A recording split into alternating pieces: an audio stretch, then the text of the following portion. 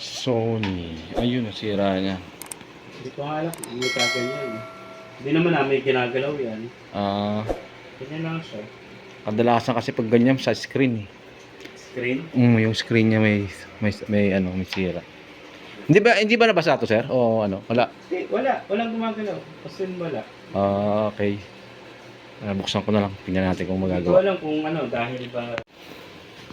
Ano to? Ito. Yung kanyang model number. KD, ano? KD49. O, hindi pa daw nagawa ito, sabi ni sir. Hindi pa. Ito na yung pinakaloob ng TV. Ito yung mainboard. At power supply. Ayan, try natin isaksak ito kung magkaka-power.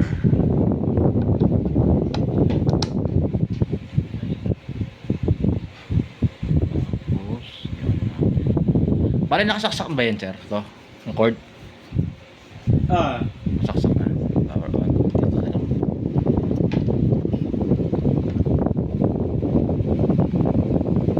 Ayan, bigyan na.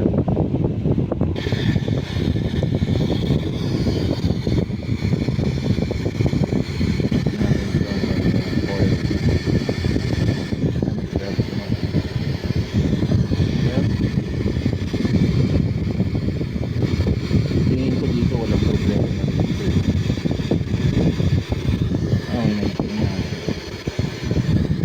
Tayo po ako dito. Ito mga bro, bali buksan ko na yung ano niya, cover ng Ticon. Try muna natin dito mag-hang. Tingnan natin kung dito may problema. Kasi sinukatan ko na ito ng voltahe. Ano naman eh, normal naman yung voltahe niya. Meron mo siyang VGH saka VGL. Tingnan natin kung normal siya, kung kahang itong isa.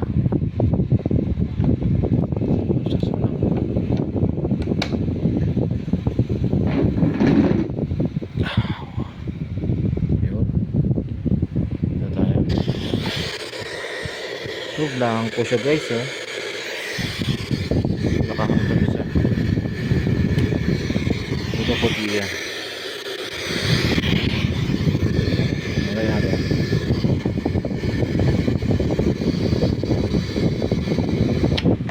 Kaya naman natin yung kabila. Ito naman yung palasin natin. Yan, makakabit ka isa.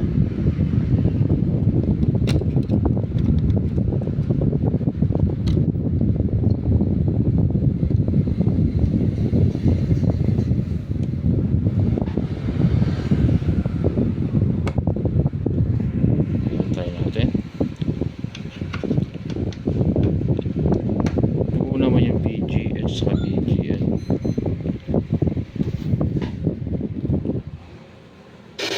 Ayun, may guhit siya, oh. Wala siyang image. Wala siyang guhit. Eto mga bro, bali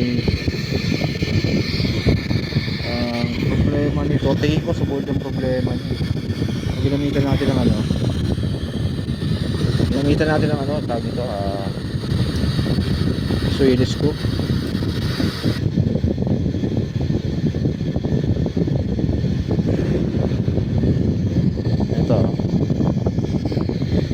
Ito yung ano niya, ito yung mga clocking signal niya. Ayun, wala siyang signal. Set natin sa automatic.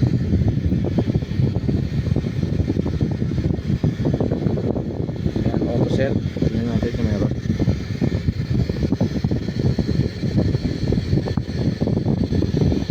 Wala talaga guys, patay talaga yung, ito yung clocking niya, clocking signal. Wala, patay ang kanyang mainboard Ticon. Wala.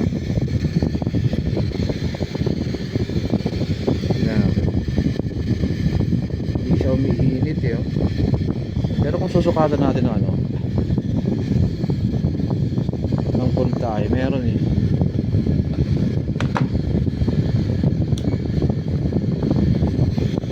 Ito yung VGH niya.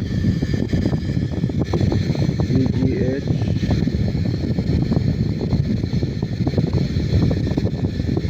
Ayan, ito yung ano, ito yung VGL. Ito yung VGH niya. Ayan, ayan. VGH niya. Ito yung VGL.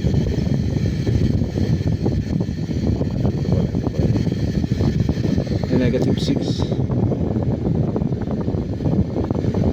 negative 7, 0.699. So yung nakikita kong problema ito guys, yung tiko nya, yung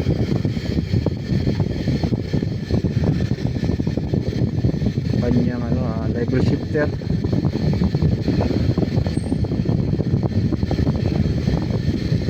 Ayan, fluctuate.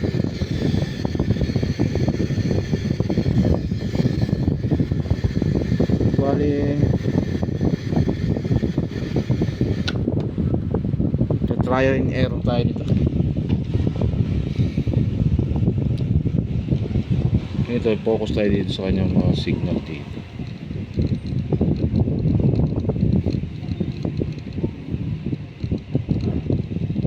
Ayan. Inject muna ako ng voltahe dito kung mayroong voltahe. Try ko muna mag-inject dyan. Pag walang signal, baka sa mainboard yung problema. So, sasak tayo ulit. Sinaksak ulit. Ayan, nag-on na siya. Tingnan natin.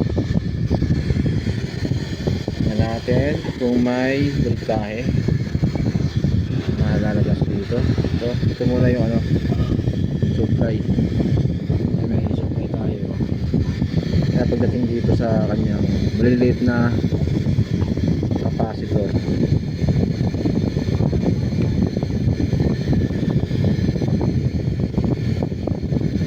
dito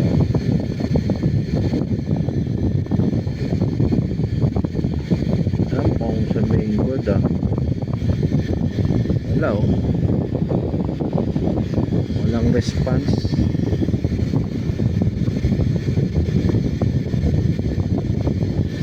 Ayan oh, wala, 0.5 lang. So sa tingin ko yung mainboard ang may problema. Wala signal.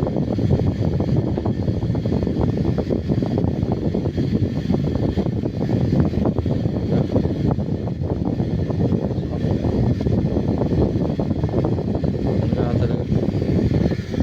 Yung suspect nainit naman. Ito mga bro, bali sige, okay lang po manghang. Ito mga bro,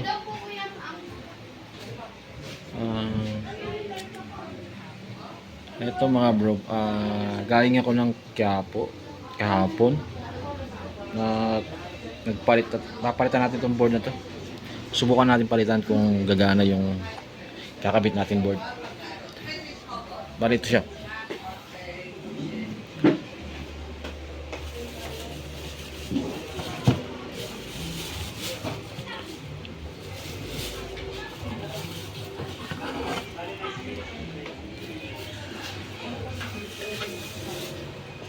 Wala si ano nito, yung kinukunan ko si Jonathan Frias. So, sa kabilang shop meron. Ayan oh. Mas na pareha sila.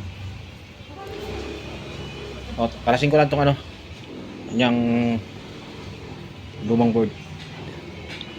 Ito na mga bro. Binuksan ko na yung Ticon para mag-test tayo dyan. Ito na yung bagong board. Meron pa siyang sticker na model number. Ito, saksak na natin. Ito.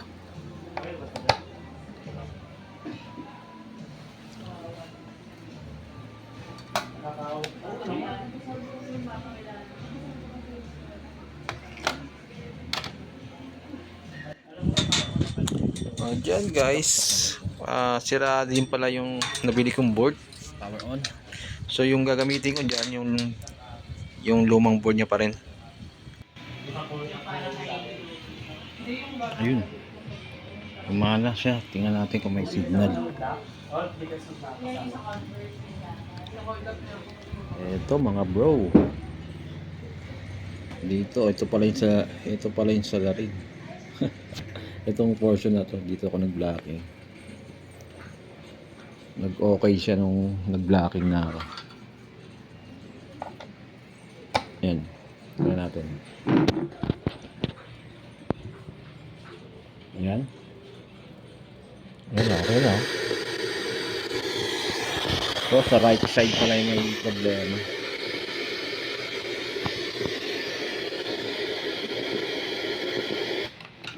So, ito yung clocking signal niya. Diyan ako nag-block. So, sasara ko lang and then testing natin ulit. Ito na mga bro. Okay na yung TV ni sir, oh. Ayun, nakasagap na siya, no? So, wifi na yan, eh. Doon kasi ako bumase sa signal, kaya naano ko yung, ano eh, yung kanyang mainboard, eh. Doon ko nalaman nung paghang ko ng dalawang, ano, LVDS keyboard. Doon ko nalaman na may signal pala siya. Okay guys, hanggang dito na lang po yung video natin and thank you for watching. Huwag kalimutan mag-subscribe. Hanggang dito na lang po yung video.